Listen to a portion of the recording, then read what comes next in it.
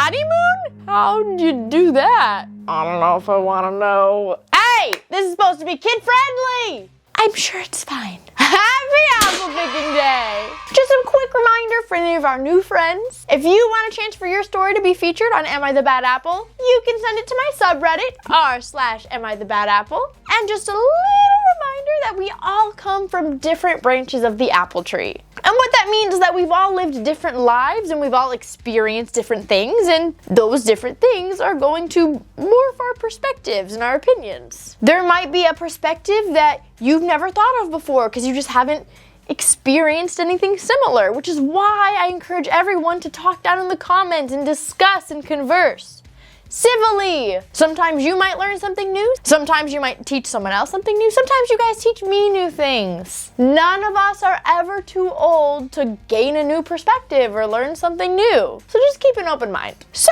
without further ado, let's get started with this week's episode of Am I the Bad Apple? Let's go apple picking. Apple number 1. Am I the bad apple for refusing to pay my mom back? I, 15 female, and my mom, 57 female, and our family friend, 28 female, we're gonna go whale watching for her birthday. This was supposed to take place on the Sunday of the weekend. So we were sitting on the beach and my mom just all of a sudden says, I kind of feel bad, but I also don't. We all just kind of looked at her and we're like, what? My mom says, well, whale watching's now happening Saturday, so you're gonna have to miss your rehearsal. I have band rehearsal for something that's not school related. It's just this thing called School of Rock. And I'm the bassist, and I've already missed the first rehearsal because my mom booked a Broadway show the same day, which isn't ideal, but they said as long as I didn't miss any others, it would be fine. The issue is now that I've already missed one rehearsal, I can only miss so many. And I was told that we were doing the whale watching on Sunday, but for some reason my mom rebooked it and never communicated that to me. So I told my mom that I wasn't going, and we started arguing, and she said, well, sometimes you just have to roll with the punches. I said they could take me off of songs, and she said, well, you're not even on any. Well, actually, Mom, I'm in 3. Do you not even listen to anything that I say or tell you? Her only response was that she was being sarcastic. Well, I just told her that I wasn't going, and she said that I could pay her back the $500 for my ticket then. I again told her no, because I was told we were going Sunday, and she rebooked it without communicating with us on top of my rehearsal, which she knew was happening. She's already done that once. It would be so rude for her to do it again. Is it wrong that I'm gonna be skipping this and causing her to waste money, or should I just suck it up and face the consequences of missing another rehearsal when, we already have a small band anyways? Am I the bad apple? I think there's gonna be a lot of people who try to focus in on the fact that this girl is a minor. Like, she's 17. I get that she's 17.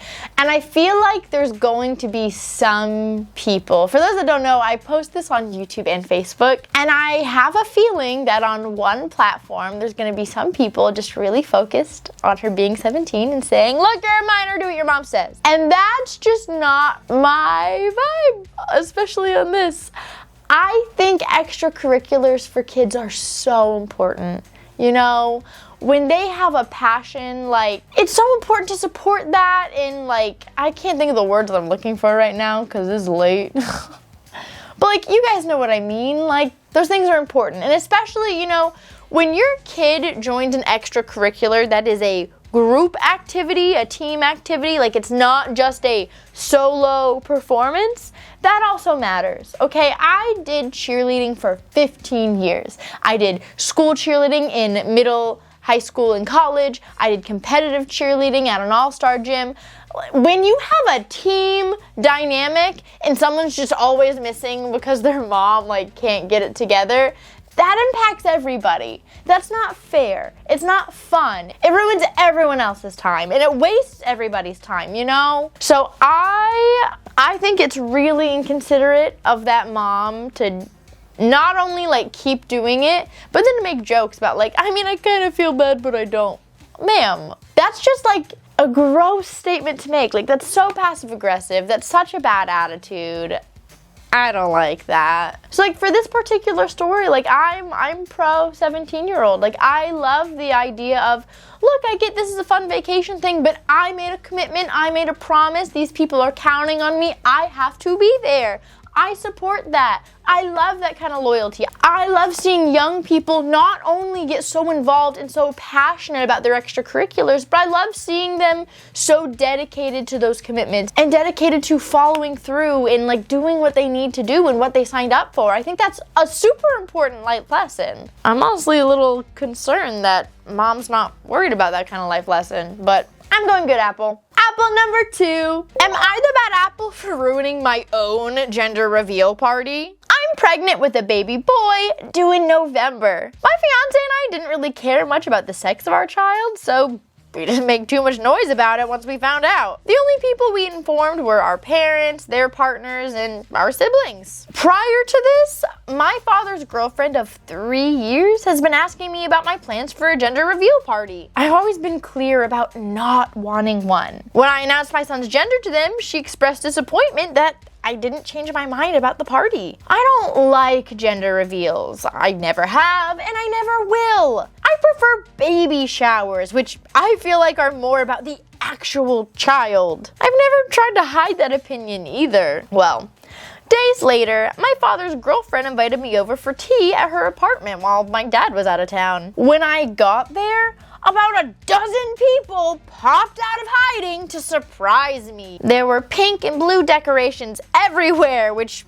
made it pretty clear what was going on. As I stood there in shock, my father's girlfriend excitedly told me that they were throwing me a surprise gender reveal party. Since I already told her it was a boy, she took it upon herself to order a cake with colorful frosting. She decorated the entire apartment and she even invited a bunch of people over. The guests included her mother, who I don't get along with, some of her friends, my mother-in-law, not even my mom, and 4 of my friends. I later on found out that my mother-in-law and friends had been told that I changed my mind about the gender reveal party. Well, I had not. Still in the doorway, I looked over at everyone and said, it's a boy. You all can go home now. And I turned around and left without looking back. Hours later, my father called me furious that I'd ruined the party. He said his girlfriend put in a lot of effort, money, and love into planning it, and that I should have shown respect and gratitude for it. Apparently, she hadn't stopped crying since I left. Been almost a week, and they're both still pretty upset. Even after I explained that I never wanted that party in the first place, they're insisting that I should have sucked it up for an hour, or at least cut the cake. So, was I the bad apple? I think that there's going to be a lot of different opinions on this one. And I think a lot of people are not going to agree with me, and a lot of people are not going to like what I have to say. And I'm just going to say from the beginning that that's okay. You do not have to agree with me. You do not have to like what I have to say. We just have different opinions and different perspectives. And just because we have different boundary levels it doesn't matter. We just have different boundary levels. Like, just because my boundary level is different than yours doesn't mean that my opinion sucks. It just means that I'm willing to do something else. But for me, I'm kind of teetering around crabapple. Not because I think the dad's girlfriend is owed anything. Sorry, I have cat hair like all over my face right now. I can't find it. But I don't think the dad's girlfriend is owed anything. I'm not feeling bad for her. She was told no, and she lied to the family and friends about it. She did it all secretly. Like, she knew that this person did not want a gender reveal, but like she wanted to have a gender. No, I don't feel bad for the dad's girlfriend at all. The only people that I feel bad for is the mother-in-law and the friends who were lied to and then went and drove down and like helped. I don't know how much they helped, actually, to be honest, but they still like took time out of their day to go and be there. And like, I don't love the, oh, it's a boy, you guys can go home now. Like, these people didn't do anything. They were lied to. They were manipulated by the girlfriend. Now they're like sitting there feeling bad. I would have stayed a little for them. Again, not for the dad's girlfriend, but like, especially for my mother-in-law. Like, that's not her side of the family. Like, I wouldn't want her just sitting there. And I understand, I don't know how exhausting it is to be pregnant. I don't understand those. I get it. I know. I've never had a baby before. I'm aware. But like, from the experiences that I have lived and the perspectives that has shaped for me, I believe I would have stayed for those people, and I feel bad for those people. And so because their time was now wasted to this extent, I'm going crabapple. Again, you do not have to agree with me. That is okay. We have different boundary levels. We have different levels of things that we would be willing to tolerate. That is okay. That's fine. I just know people are gonna hate my answer for that, and that it is what it is. Do I think that dad should be yelling at her the way that he is? No. That guy sucks. For him to like tell his pregnant daughter like, oh, I don't really care what you wanted. That has to do with your child. I want my girlfriend, not even wife, girlfriend to be I don't like that. But I'm still going crabapple because I just feel bad for her. Like, it's not even just that she snapped at them, but like is very clearly not willing to go and engage and spend time with them when they took time out of their day, you know? And I know they're not, I don't know. That's just my opinion. Apple number 3. Am I the bad apple for refusing to go to my sister's baptism? I, 16 male, have cerebral palsy. Because of that, I am in a wheelchair. I used to live with my mom and my sister, and we went to church every Sunday. Well, that all changed about 1.5 years ago. When we went to church, my mom told me that the pastor wanted me on stage, so I went up there in front of everybody. The pastor started telling me that God would allow me to walk and to put my faith in him and wanted me to get out of my wheelchair. I was not going to do that. I kept being pestered by him, and soon the entire church kept yelling at me to put my faith in God and get out of my wheelchair. And before I knew it, I literally had people trying to push me out of my wheelchair. I yelled to my mom for help, but she just didn't. I was thrown from my wheelchair and, of course, couldn't walk. I ended up not only hitting the ground, but chipping my tooth. I was crying and I just wanted to go home. The next day, I called my dad, asked him to come get me, and I moved in with him and my stepmom, which hurt my mom very badly. It's been about 1 year since I've spoken to my mom or my sister. Neither of them really reached out at all. Well, yesterday, my mom finally reached out telling me that my sister is getting baptized and wanted me to come. The baptism was going to be in the same church that I was thrown out of my wheelchair, and not to mention neither my mom or the pastor ever even apologized to me. I'm still traumatized from what happened that day, and I don't ever even go to church anymore, and I don't plan on it. My dad had to put me into therapy over everything that happened. I told my mom I was never stepping foot in that church again after what you all did to me. My mom told me that I was being a crybaby and that it's messed up that I would miss out on my sister's baptism just because I'm upset that people tried to help me. I said they didn't help me, they hurt me. I fought on the phone with her for a while, and then she told me that maybe the reason I wasn't able to walk was because I wasn't worthy, and just hung up on me. I had a panic attack, and my stepmom tried to comfort me, and she told me that I didn't do anything wrong and that I didn't have to do anything I'm not comfortable with. My therapist is on my side too, but I just want to know, am I the bad apple? I am not going to get into what a lot of you guys want me to get into. I'm just not going to do it, okay? I think that everyone has different views on religion, and I respect that wholeheartedly. I'm not going to knock anyone of any faith or lack thereof, ever. That's just not how I roll here. Everybody is welcome, everybody is loved. I can already see the comments now, and I'm not participating in that because I'm just not like that. Even I myself, I've never shared this online before, and I'm not going to get into the details, but I myself have had a very interesting and borderline traumatic experience with religion. Am I still a religious person? Yeah, I would say that I am. But you know, I'm just not going to get into all of that because I'm just not going to. I know what the comments will turn into if I do, and I Not interested in that. So instead, what I'm going to say is that in general, if there is a community of people who have harmed you, whether it was intentional, whether it was accidental, it honestly does not matter. If there is a community of people who have harmed you, I don't think that you are obligated to humor them. If there's something going on in that community that they want you to be a part of, they're more than welcome to ask. I do not think that you're obligated to oblige. Just because something is important for them and their community does not mean it has to hold the same importance for you in your heart. And that's just the way that it is. That is what accepting each other's differences is. It's understanding that just because something is very important to you does not mean it's just as important to them.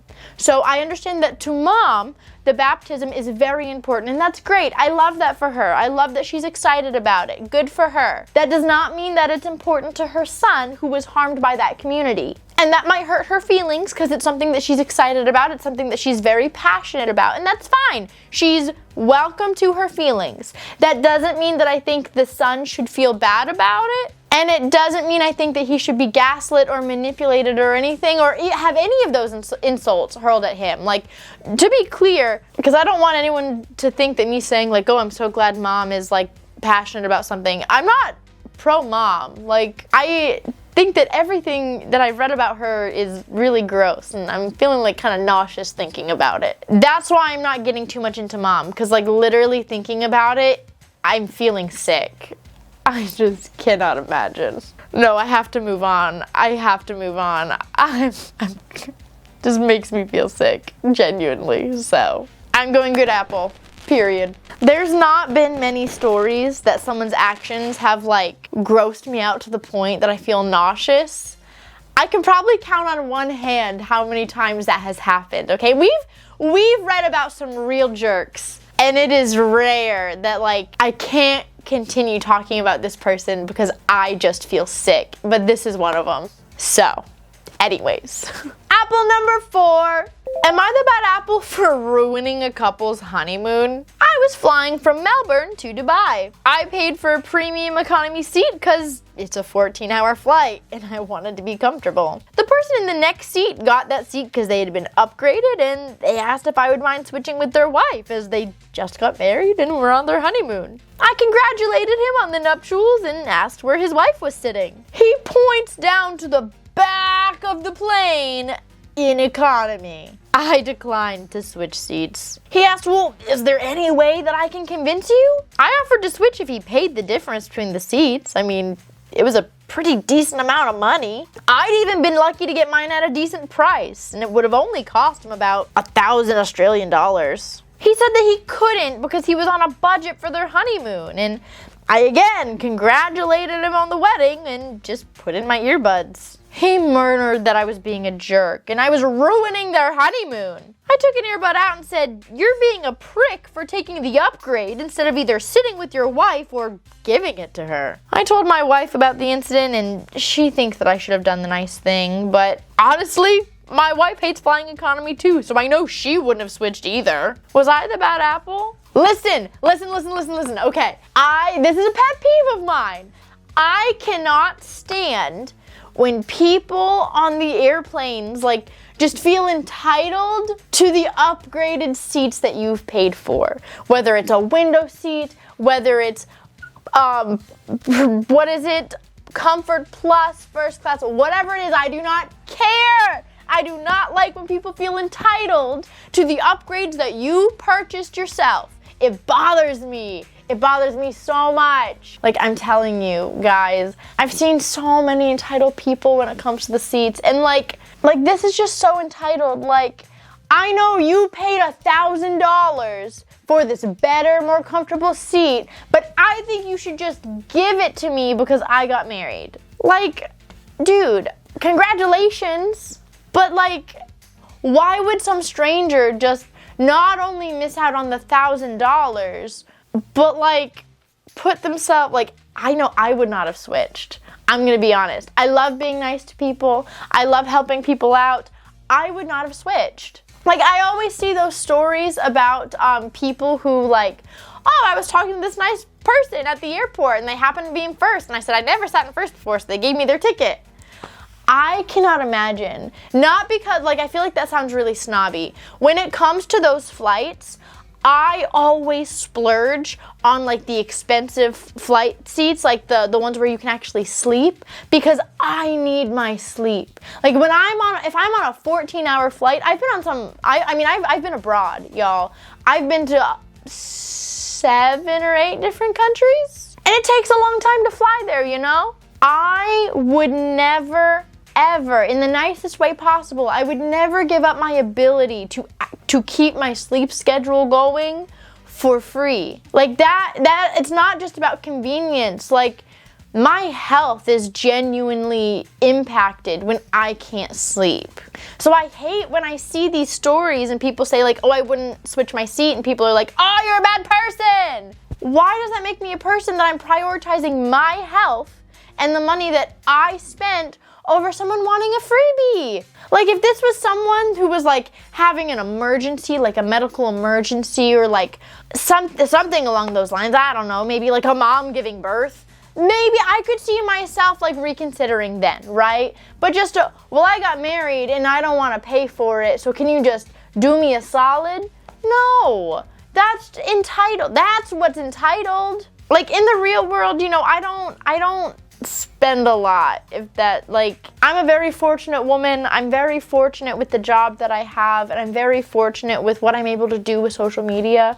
In real life, like, I don't go out to all the fancy dinners, and I don't like buy designer clothes, because I just don't need those things. But what I will splurge on, the one thing that I will always splurge on, is comfort when traveling, because I travel a lot. And again, like, that impacts my health. I could never in a million years give this person bad apple. That would make me such a hypocrite. I'm going good apple because I cannot stand when people feel entitled to the upgrades that you paid for. That bothers me. It bothers me to no end. So I got 1 crab apple and 3 good apples.